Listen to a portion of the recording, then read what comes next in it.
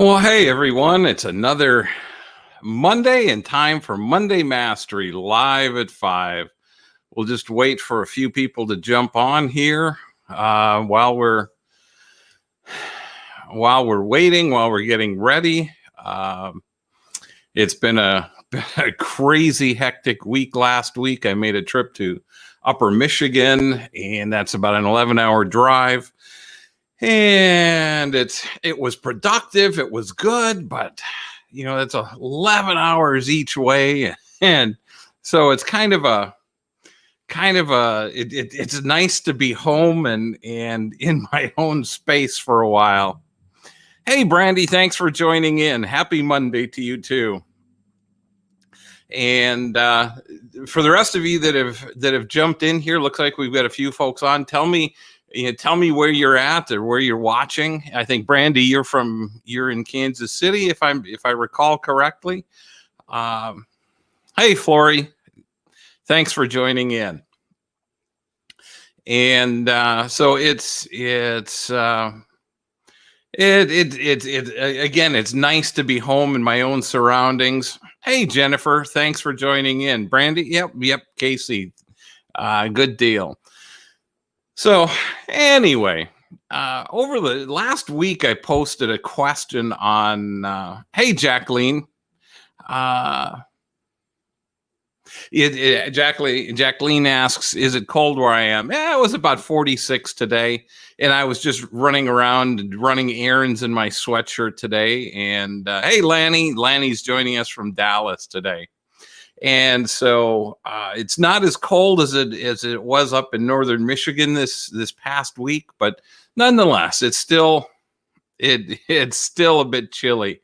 The house is nice, or the apartment is nice, but once I put a sweatshirt on, I'm kind of wrapped up in my sweatshirt for the day. I was thinking about changing, but then I'm running out of time, and here I am. You got me as I am today. So anyway, Jacqueline says it's chilly. It's chilly here. I'm in Florida and it's 56 degrees. I'm freezing. Yeah, I would say, for you Floridians, that 56 is cold. So I need to ship you a sweatshirt. This is a big, heavy Carhartt sweatshirt. Hey, Lois, thanks for joining from Arkansas. Whereabouts in Arkansas, Lois? I've traveled extensively through Arkansas over the years, primarily, and most of it was in the northwest corner in the Rogers, Fayetteville. Jacqueline says, yes, please do. And so, down in the Little Rock and Fort Smith area. So I know that area fairly well. Anyway, last week I posted a question on Facebook about finding your soulmate, and the comments that I received really, really struck me in the words that were used, and almost, hey Deborah, thanks for joining in. And the words that really struck me was the word if. And as you've no doubt recognized, today's title is If versus When. And are your words damaging your prospects for dating? And the reason I ask that is because if and when are such powerful words in our minds. And when you use the word if, let me just ask a question first. What is your impression of the difference between if and when? What are your thoughts when you use those words? I'll wait here there's a little bit of a delay, so I know that. Hey, Sherry from Oklahoma, glad to see you're here. Oh, hang on one second. Siri is just chimed in, so I got to shut my phone off. Apparently, Siri and Sherry, uh, Sherry and Siri sound the same to my phone. Jacqueline says, if is a negative in many ways. Absolutely. What, and Jacqueline, what, explain if you can in just a few words what you mean, and share that with the group. Oh, Lois, you're down in Little Rock.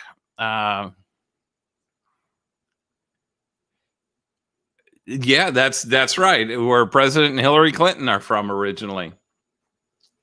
So the those two words, if and when, can be very, very powerful words. And Jacqueline is absolutely right. If can be a very negative word. And I've shared with some of you the story over the past few years, that I was years ago. I was dating a woman, and she was sharing a story with me about one of her passions was raising puppies into young adult dogs, and then sending them to be trained as service dogs. I mean, she would start the puppy from a young age and train it to sit next to her and be quiet and be attentive, and things, and developing characteristics in the puppies that the trainers of service dogs are looking for. And so one day she is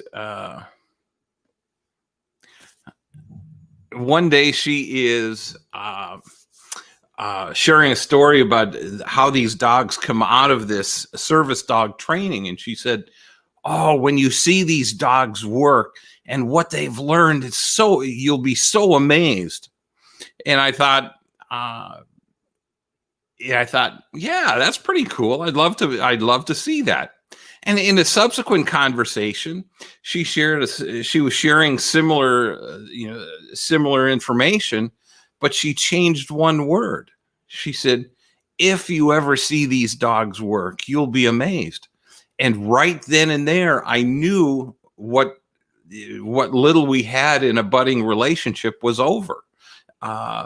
Because she had taken me from seeing me in her present using the word when to questioning whether I'm in her future and using the word if. And Sherry says the difference is when is a date and time. Absolutely. And Lanny says if is a maybe, when is a definite. Just have to be patient. Good things come to those who wait. Absolutely. And that's and Lanny, both you and Sherry almost make my point for me in your two comments. Hey Sylvia, thanks for joining in. And those are exactly the correct observations. And the if is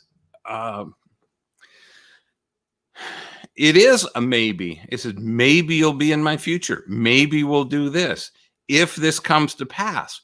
And the point I'm trying to make here is that last week in the answers to my Tuesday question, almost everyone used the word if I find my soulmate, if I find the right one, if this happens. Nobody was confident. None of those answers displayed confidence in their future. It was a big maybe. Hey Barb, thanks for joining in. Glad to see you're here. Barbara's also from Florida. So when you and words have such a powerful influence on us. When you use the word if, you're not crystal clear about your future. You may want a soulmate in your life. You may want an extraordinary relationship in your life. But when you're using the word if, and this is something I learned many, many years ago, in studying Tony Robbins and learning from his coaching courses, that and there are studies that have subsequently shown this, that hey, Sheila, thanks for joining in. There are studies that have shown us that our words have a huge influence on how we look at the future, how we proceed. And again, if versus when. When is, like Sherry said a bit ago, is a date and time. You may not have a specific date and time. For example, when we're looking for our soulmate or our extraordinary relationship, we don't know exactly when that person is going to walk into our life or when that relationship will start blooming or even budding. And so, you may not have a specific date and time, but you're looking into the future and you're confident that it will happen. When you use the word if I ever find my soulmate, if they ever come into my life, if this happens, if there's uncertainty. And so when you have uncertainty, you're not going to proceed with a great amount of confidence. Jacqueline says, when you say if, it's putting out to the universe that it's unreal, or it may not happen. But when you use the word when, it's saying it's going to happen or it will be in the future. It's putting it out into the universe that it's going to happen. That's exactly right, Jacqueline. That's you. You hit the nail on the head. And she also says doubt, or yeah, that's doubt. And if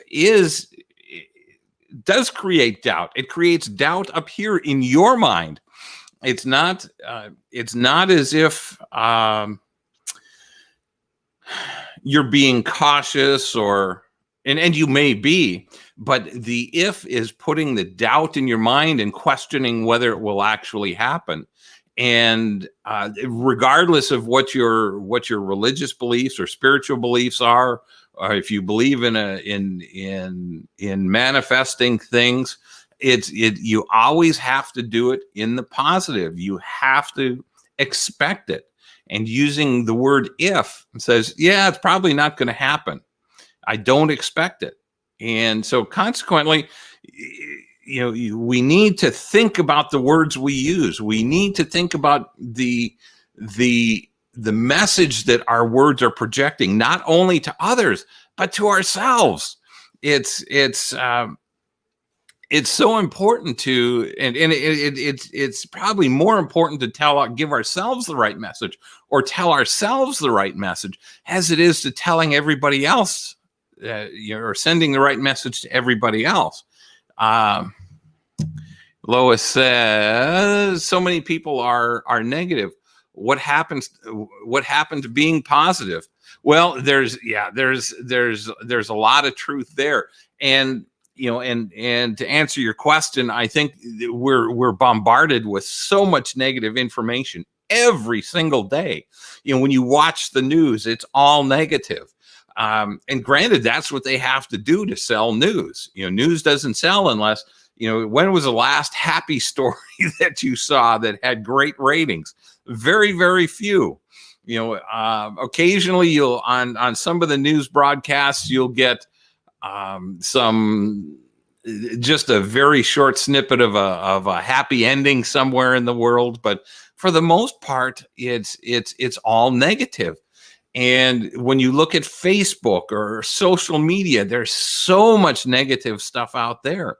And I even catch myself from time to time as I'm sharing, as I'm quoting, as I'm doing my blogs. From time to time, I will catch myself in a stating things in a negative format or framing things negatively, and I have to watch myself and rewrite things or be very cautious about what I'm posting because of the negative influence it can go off. And Jacqueline says, doubt, doubt. Yes, I'm sorry. I'm trying to multitask here. Anyway, what I'm saying is if the word if is doubt. You cannot have doubt if you want something to happen. If you have to declare, you have to declare when it's going to happen, and it will. That's absolutely correct. And that's Jacqueline, I'm going to put you on here and let you lead this. Stop multitasking, or we'll have you multitask on camera here. But that's exactly right. You have to frame things in the positive, in a positive format. You have to be confident that if you're in the dating realm today, you have to be confident that you're going to find your soulmate. You know, when I first was divorced, I was confident that I would find my soulmate within 9 months and we'd be living happily ever after. Well, I'm pushing 11 years divorced, and the jury's still out on that. You know, so there's some interesting prospects out there, or an interesting prospect, but you know, we're going to see where that goes. And so, but I'm positive that regardless of where that relationship goes, I'm positive I'll find my soulmate. And Jacqueline says, absolutely, Jacqueline. Words can be a blessing or a curse, as the Bible says. That's absolutely right. And not only can they be a blessing or a curse to us, they can be a blessing or a curse to others, because you know how you use your words, the words you use, the thoughts you have. And it's important to pay attention to the words of others, because their words will reveal what's deep, the deepest, darkest secrets in their heart. You know, whether they're actually revealing themselves to you or not. You can identify what's going on in somebody's mind, what their general thought process is, or what their general mood is or attitude, and just by listening to the words that they use. And so, you know, when you can recognize the words of others, that should be a signal to you to be watching your own words and what you're projecting to the world. And that's right. It's the law of attraction, Jacqueline. Whatever we say in life echoes back to us, and sometimes it comes back to us in spades. You know, so when you surround yourself with negativity, and whether that's the news, whether that's social media, whether that's the friends that you have around you, I learned a long time ago that I have to watch who I surround myself with. Because if I surround myself with the wrong people, as much as I may like them, if they have a general overall negative attitude, then I'm out. You know, I even at one point in my life, I even had to distance myself from my family because of the negative attitude that my father and my sister have, and how, you know, miserable life can be. And you know, it's so important to put up a barrier around yourself, as it were, or keep, you know, if you have to keep family or friends at an arm's distance, it doesn't mean you have to get rid of them or chase them away. What it simply means is that you need to distance yourself from all the negativity, because if you surround yourself with all that negativity, you're going to absorb it. We're just sponges in so many of these cases, and there's, you know, you need to make the effort to surround yourself with positive people, the people that are going to lift you up, and people that are going to enhance your life and be your cheerleaders and be there to be supportive. So it's you know, and what happens is when you do that, you'll start catching yourself and the negative words that you're using. And when you start catching those negative words that you're using, you can flip those around and change it from if to when. When you start uh, projecting confidently, and as Jacqueline says, putting confidence out into the universe, or positive out into the universe, that's going to come back to you. And for those of you, I believe that when you put positive stuff out to God, God's going to send it back to you. After all, He created the universe. Hey, Sue, thanks for joining in from North Carolina. And thank you, Sue. It's my pleasure. So it's see, putting out positivity, surrounding yourself with good people. And Barbara says, I think we have to choose to be happy. Our thoughts determine our actions. Our friends are essential to keep a positive life. Absolutely. Assuming that they're positive friends. If they're not positive friends, then that can have a serious or that can present a serious roadblock or a hurdle for you to get around. It is extremely difficult, and I know, because I grew up in a extremely negative family.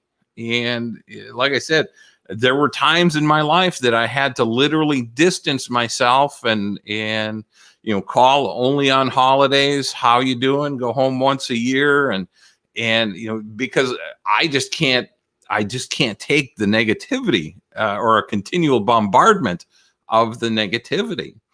And so, you all have to take a look at your own lives, your own circle of friends, your family. And I'm not saying you have to disown family or disown friends, but you do have to pay attention and maybe keep them at an arm's distance away, or an arm's length away, and start surrounding yourself with people that are more positive, more uplifting.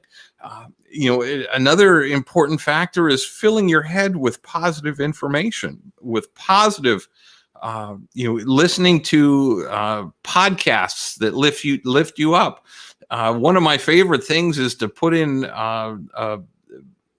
Audible books when I'm driving, and I can almost finish.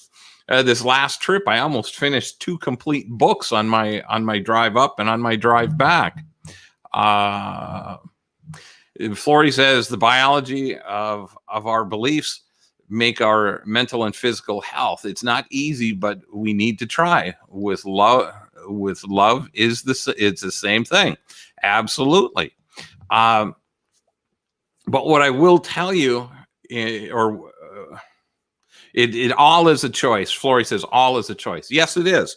And you can choose to be positive, or you can choose to be negative. That's a great point, Flory. And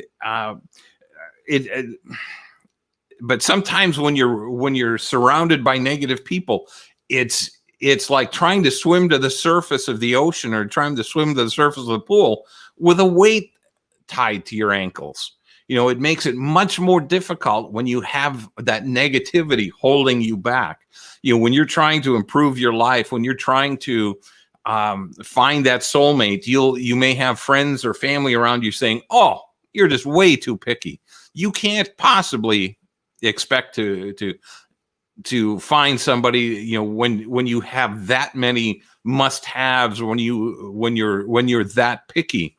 And those are the people that you politely say, "Yeah, I know I'm picky, but I'm setting the bar high." And then you have to push them an arm's length away. And you have to be convinced in yourself and continue to tell yourself, I know I'll find that person. When that person comes into my life, it's going to be magical. It's going to be incredible. And when you do find that soulmate or that extraordinary relationship, it literally will be magical. You're going to look at each other in awe and amazement at times and saying, how did this happen? Because it just happens. It just flows.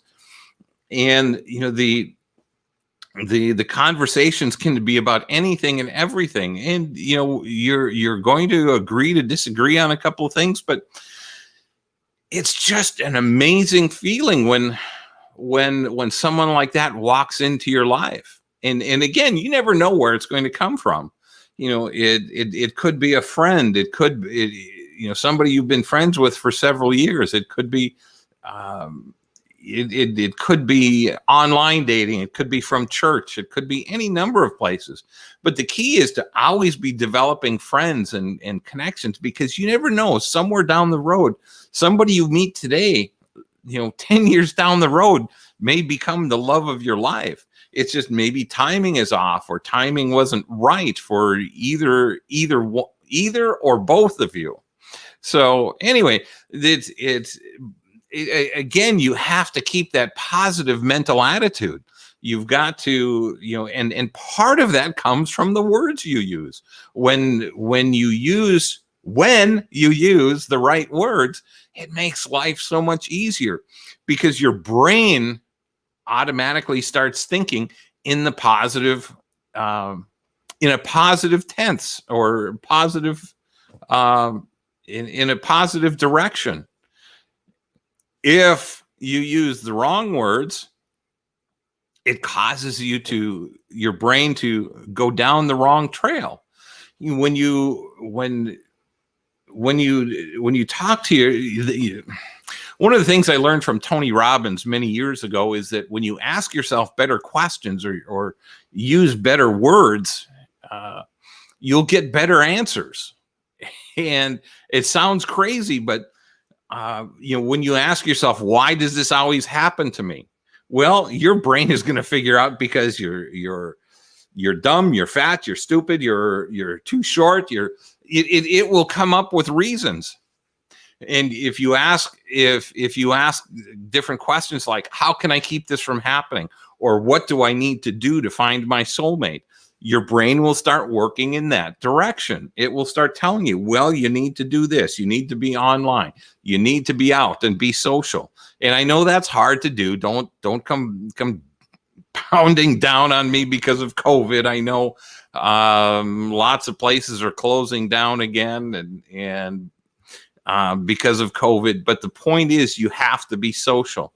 You can meet people. You can start having conversations. You can start, if you meet somebody online, you can start doing FaceTime, or Skype, or Zoom, and there are great ways of still connecting face to face, even though you can't be in close proximity. You can't hold hands. You can't do any number of things.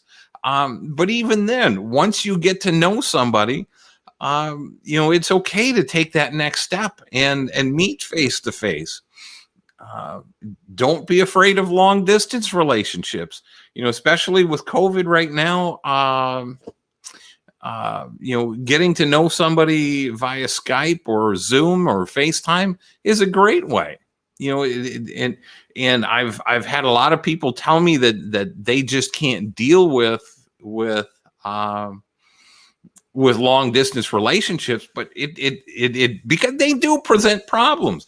You can't be there every day. You can't. It's harder to do things spontaneously. But if it's the right person, my gosh, you learn to overcome these hurdles, and there has to come a point in time where one of you makes a decision to uproot and move to where the other is, or you find someplace in between. It just depends on how distant you are. And granted, the farther the distance, the harder it is. I understand, but I'm always a big proponent of using as much or as many of your resources as possible to find your soulmate. It's not impossible. It's doable. It's not a matter of if, it's a matter of when, if you have the right attitude. So it's and again, words have such a huge impact on us. And I'm going to go back to what I started to talk about a little bit ago, is filling your head with good information, with good stuff. You start picking up the words of the people you're listening to. And if you're listening to positive, uplifting people, and it can be any, there's so many good podcasts out there. There's so many good talk radio programs. There's so many good YouTube videos that can be uplifting for you. Fill your head with those things. Fill your time listening to those things, and it will naturally lift up your attitude and fill you with a much more positive attitude than to just sit around watching the news, watching social media. Other than doing things like Facebook lives and YouTube lives, and doing my regular marketing and posting on social media anymore, I backed away. And most of my interactions on social media anymore is just with you all, with those of you that follow me and comment and like and share and do those things. And the rest of it, it's a burden, and it's a time suck. It just sucks. It just sucks time away. There was a time when I could easily burn an hour and a half, 2 hours just scrolling through media. The Facebook. And so there's just so many it's just a huge rabbit hole that sucks you down, and you never know where you're going to come out. And then pretty soon you look at your watch and say, whoa, where'd that time go? So anyway, do any of you have any questions or any thoughts or comments? I'd love to answer those for you. And again, watch the words that you use. If you catch yourself saying if you catch yourself writing the word if you can change that to a when, or some other positive word that's affirming, then you're going to change your results. Hang on 1 second. Flory says, if someone likes you online, is it correct for the woman? Is it correct the woman send a note to him? How does a man think about that? Flory, it's absolutely fine. If we go back just even 15 or 20 years ago, that would be not totally unthinkable, but it wasn't as common. Dating rules have changed, and there are dating apps like Bumble where women have to make the first move. A guy can like you, but you have to reach out and make the first contact. So it's perfectly fine. Guys have egos too, and in today's society, and some of our egos can be a little too easily damaged. Let's put it that way. We can be cream puffs too, and so the real guys, they're going to be a little less offended. But I can't tell you how many people that I've talked to that ask me about that, and or we'll have guys reach out and they say, and the woman will say, no, I'm just not interested, and the guy will just all but attack them, verbally, or may even attack them verbally and saying, well, you're just a tease, you're just this, you're just that, you don't know what you're missing. And then all you do is step back and say, okay, now I know I dodged a bullet. Now I know why I wasn't attracted. It's so easy to spot those things, and you don't have to be mean. You don't have, in most cases. Sometimes you just have to get mean and say, no, go away. And in no uncertain terms, you may have to block people because they become inappropriate. But yes, it's just fine. And if they don't respond, or if they take your opening email or your opening message incorrectly, just politely correct them and say that's not what I'm looking for. I mean, if they try to derail the conversation, you can walk away from it. But don't get upset if they don't respond. Like, because and that's a bigger problem for guys than it is for women, because ladies, with all due respect, you get so many more messages and contacts than guys do at any time. And so we're sitting out here wondering, well, where is she? What is she doing? Why didn't she respond? And sometimes you didn't see it, sometimes you're busy. And so guys, Lanny and whoever else is out there from the guys, don't take offense to not getting a response. Because if a woman is overwhelmed with messages and she just may not have time, and I've talked to women over the years that will get 3 or 4 or 5,000 messages a month, and you can't possibly, that's literally overwhelming. So you can't possibly read them all. You can scan through a couple of them. If a couple of them look great, then you reach out and say hi, and try to start a conversation. And guys, when you're having a conversation with a lady, don't just, and ladies, this goes for you as well. One of the hardest things for me to do is to have a conversation with someone that reaches out and says hi. Okay, what is my response supposed to be? Hi back?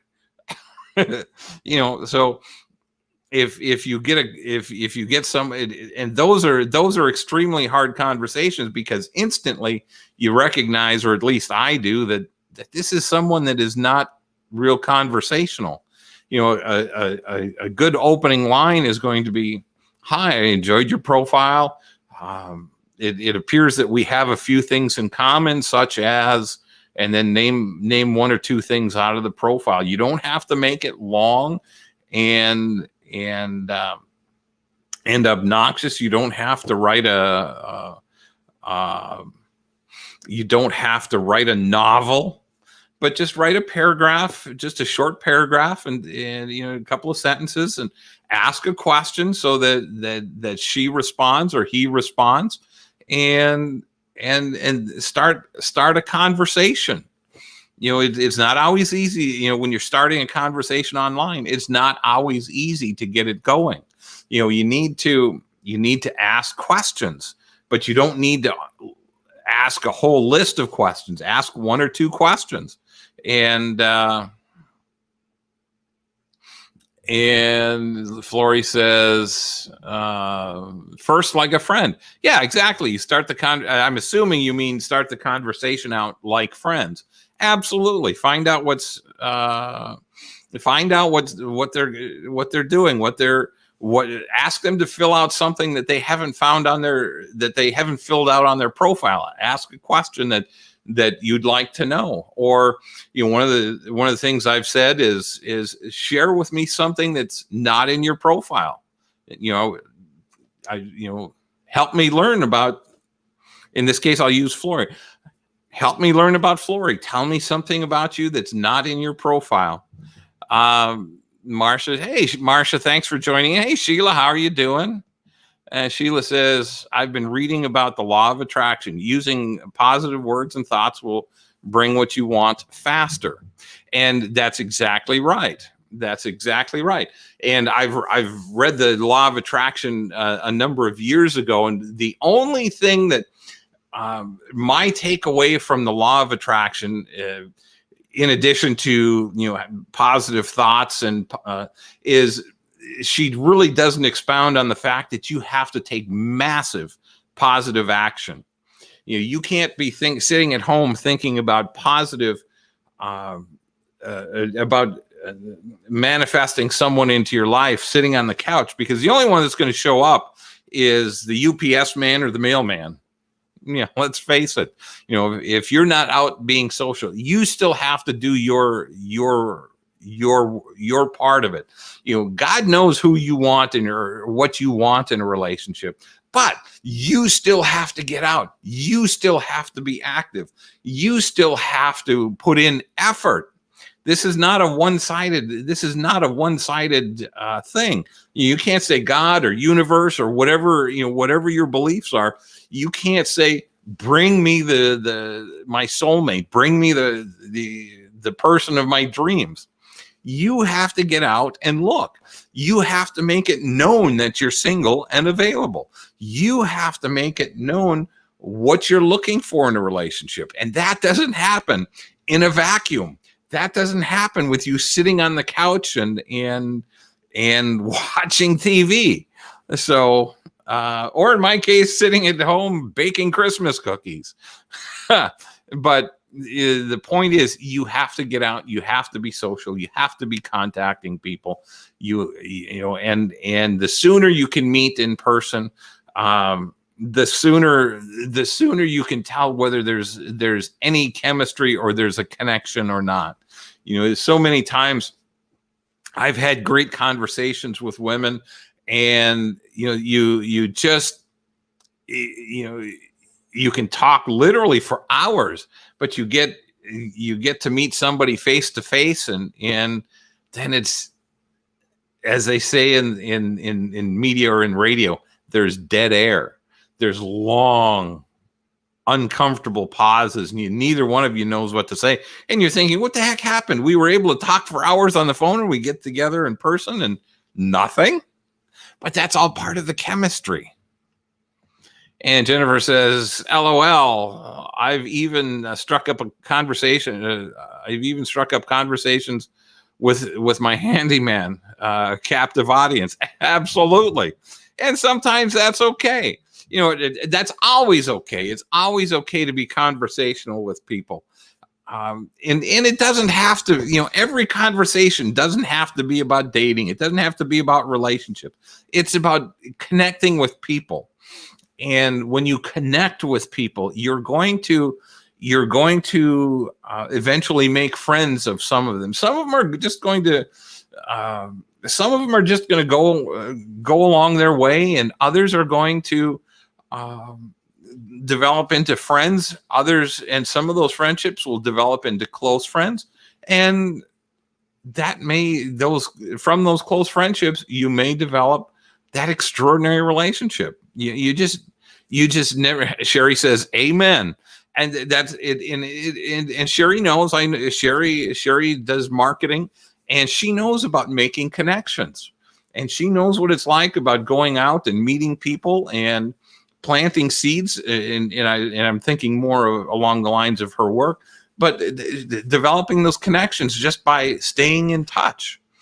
And all friendships, whether they're business or casual or romantic, they all need effort. They all need work. They don't bloom in a vacuum. When they're left unattended, it's like flowers in your planter or in your garden. If you don't water them, if you don't nurture them, if you don't weed the garden or the flower bed, they're eventually going to shrivel up and die. That's the same thing with relationships. You have to continue to nurture those relationships and work on them. It doesn't mean they're going to turn into romantic relationships. I even look at some of my best friends. There's one of my best friends. We lost touch for probably about 25 years, but now, we talk to each other regularly. My best friend and I, here in Missouri, we talk every week, and that, we're guys, we don't, we're not notorious for talking on the phone for hours on end. We get 15 minutes, 20 minutes, and away we go. Sheila says, the other day I matched with a guy on Bumble, and after we chatted for about a minute, the guy asked, "You want to meet tomorrow?" That's too fast. No way. And And Sheila, that's, you know, there are going to be people that want to meet, and I've had women do the same thing, saying, I hate texting, I hate messaging. Let's meet, because we're not going to know if there's any chemistry, uh, until we meet. The flip side of that is that I, and I think I'm a little bit more like you, that I want to be able to get to know you just a little bit before I meet. I want to cover some of the big things and make sure we're on the same page about politics, about religion, about some of our major morals and values in life. Because if we're not, there's really no point in meeting. Because ultimately there's going to be deal breakers in there. And I'm not a big fan of wasting time just going out to go out, or just going out to meet people.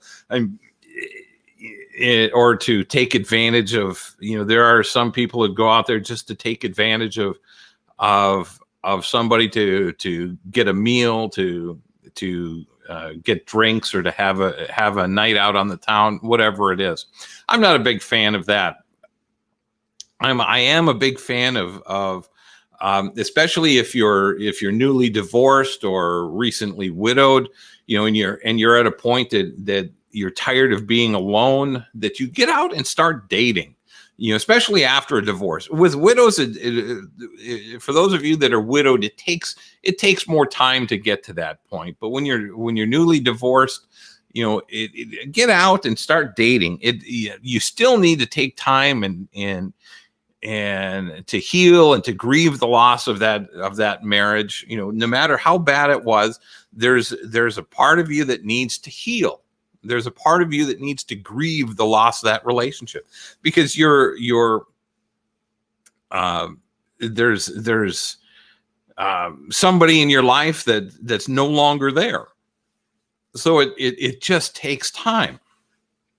But when you're ready, get out, and as distasteful as that might be sometimes, you do need to get out and be social. You need to get out and meet people. You need to get out and see what you like and don't like, because over the years, especially if you were married for a considerable amount of time, you need to discover who you are. You've morphed over the years to try to make that marriage work, and it just takes time to peel the layers back and find out who the original you is. I know it took me 5, 6, 7 years before I really came into my own and became comfortable with who I am, after leaving my marriage, because I had to keep peeling back layer after layer after layer and discovering, yeah, I like this. Yeah, no, I don't like that. Or, discovering what my emotional triggers are, especially from learning what the emotional triggers caused by my ex, and being able to relate those in a way that it doesn't cause problems in a new relationship. I may stop a conversation and say, whoa, stop right there. This is an emotional trigger for me. And sometimes it just happens. You start to recognize you're starting to get all agitated, and then all of a sudden you understand in a split second, that's what my ex used to do. And ladies, don't make this about your ex. Don't assume that the guy you're dating or the guy you're on a date with is like your ex. He may do something that triggers an emotion in you because your ex did that. Just share that with him and say, listen, this upsets me because this is what my ex used to do. I'm not assuming you're my ex. It's just a trigger, an emotional trigger for me. You have to be able to share that, and that, and share it in a positive way. And Deborah says, I really applied my efforts to figuring that out. It takes time, Deborah. It just takes time. And again, that's going back and peeling the layers. All too often I find people, especially after a divorce. They'll go out and they'll jump into another relationship right away. Oh, what could go wrong there? You haven't healed, you haven't taken time to figure out who you are, what you like. You can probably tell me more about what you don't like, or at the time what you didn't like or what you didn't want in a relationship, but you're not crystal clear about what you do want. So it's incredibly important to be able to take that time, step back, and do things in moderation. Don't be looking to rush back into a relationship. We're all lonely when we come out of a relationship, when we come out of a divorce. It takes time, and we have to heal. And Deborah says it does take time, but worth the effort. And I am happy. And Deborah, that's an incredible insight that so many people don't have. I talk to so many people that they're lonely and they want to be in a relationship. That's the worst time to be looking. It's not healthy to be looking for a relationship when you're lonely. That's like going to the grocery store and shopping when you're hungry. You'll come home with $200 worth of food, and ultimately $100 of it's going to be thrown out because it's not stuff you're going to eat. But it looked oh so good while you were at the store and starving. So, and dating is no different. You take your time, just learn to get comfortable with who you are. Learn to be comfortable with your own company. And I can't emphasize that enough, because it's so important to be comfortable with yourself and understand that you can be alone, that you can have a life on your own. It doesn't mean, that you can't go out and date. It just means that, don't rush things, and I know from experience, because I went out and I rushed things. I wasn't ready. So I'm telling you from experience, and I'm sharing with you from experience. And many of you already know that. I'm preaching to the choir for some of you, but the idea is that until I became comfortable with who I was, I couldn't, and this was a hard lesson for me. I couldn't be happy with almost with virtually anyone. And Sheila says, yes. Love yourself first. Absolutely. And that's that's all part of being comfortable in your own skin, being comfortable with who you are. And when you get to that point, it's like, if they like me, great. If not, okay, next. When you're comfortable with yourself and comfortable with your own company, you're not depending on somebody else to make you happy. You're there and you can make yourself happy. It doesn't mean we don't get lonely. We all get lonely, but it just means that we don't need someone in our lives. We want someone in our lives. And that's the key, is that you don't need anyone. When you're dating from a position of need, you're dating from a position of weakness. So you have to be in a position that you're comfortable with who you are, what you're doing, and if somebody else comes in and likes it, great. If they don't, all right, great. Move on. And and you're going to have people come into your life that are going to try to change you. And the minute you see that, it's time to move on. Say, you're a great guy, you're a great gal. It's just not a good fit. And move on.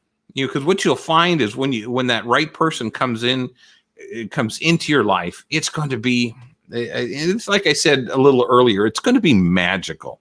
It's going to be easy. It's going to and I was talking with a friend over the weekend, and she made an incredible observation, because we were talking about becoming fixed in our or set in our ways.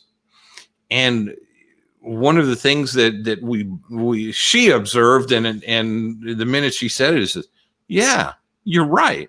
Is when you're looking for your soulmate, it doesn't mean there's going to be huge turmoil in your life and you're going to have to change everything you do. No, because odds are you're going to find somebody that's set in your ways, and they're very similar and very complementary. So that's just another moving part that she helped me recognize over the weekend when we talked, and how important it is to recognize that. We get in our negative mindset, and, well, I'm just too set in my ways. I'm just, I don't want anybody messing with my stuff. What you'll find is that when that right person walks into your life and starts spending time in your environment, and you in their environment, it's going to be complementary. Things that you thought would disturb the crap out of you, it's not so bad. So we get these fixed ideas in our head, but I'm here to tell you that when you do find that right one, it's going to be much easier. It's going to be much smoother, and there's just an ease. There's just an ease to the relationship. It's what do you want to do? I don't know. Let's do this. Okay, let's do it. So that's some food for thought. And all of these things, basically everything we talked about is all about using positive words, filling our head with positive ideas, thinking of when, not if. Thinking in the affirmative and not the negative. So I hope this has given you all some food for thought and been helpful, and helps move you along in your dating and relationship process, and giving you some things to think about, and to maybe focus you in a different way. Still keep working towards your soulmate, but in a more assumptive or presumptive format, where you're assuming that it's going to happen. Now you can start dating somebody and be very assumptive that yes, it's going to work. You still have to be cautious, and you still have to be observant. You can't just go into relationships blindly. You need to go in with your eyes wide open and be observant. And and for the most part, in 30 days, you can see a lot about a person, or learn a lot about a person, and see whether it has the possibility of being a healthy relationship or not. Barbara says, "Thank you, Rick. That does help me." Well, good. I'm glad. That's the whole idea. If I can give you tips and tidbits and things to think about for the week, and help you move forward, that's a big win for me. And hopefully it becomes a big win for you too. So anyway, let's wrap it up for today. I hope you all enjoyed it. I hope you all gained something, a little different perspective about paying attention to the words you use, and using the more affirmative words like when instead of if. And it takes time. You're going to stumble, and you're going to say, when that happens. And with a lot of folks, I'll beat you up. I say, if, yeah, if, yeah, if, and then you'll catch on and say, oh yeah, when. So anyway, Flory says, we love your advice. Thanks, Flory. And Sue says, see you next week. This is ever so helpful. Thanks, Sue. I appreciate it. And Deborah says, thank you, Rick. Great session. Thank you all. And thank you all. I hope you have a great and blessed week. I hope you're all getting ready for Christmas, and enjoying the Christmas season in spite of COVID and all the other goofy stuff going on. So I love you guys. Thank you. It was a lot of fun today. All your comments and questions make it so much easier for me. Sil, thank you. Or Sylvia, I'm sorry. I think you've changed your name a couple of times on me. So anyway, have a great and blessed week, everyone. I'll see you next Monday for another episode of Monday Mastery live at 5.